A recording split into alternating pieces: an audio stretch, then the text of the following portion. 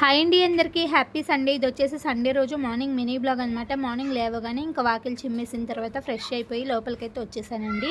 ఇంకా లోపలికి వచ్చిన తర్వాత పిల్లలకైతే టిఫిన్ అయితే పెట్టేస్తున్నాను. ఇక్కడ వచ్చేసి దోశ వేస్తున్నాను అనమాట.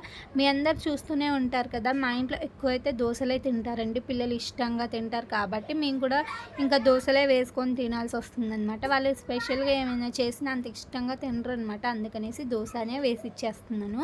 ఇంకా నెక్స్ట్ అలానే నేను టీ కూడా పెట్టేసుకున్నానండి. టీ అయితే తాగేస్తున్నాను అనమాట. ఇంకా మా హస్బెండ్ అయితే సండే అయితే తనే పూజ చేస్తారండి. ఇక్కడ పూజ కూడా కంప్లీట్ అయిపోయిందనమాట.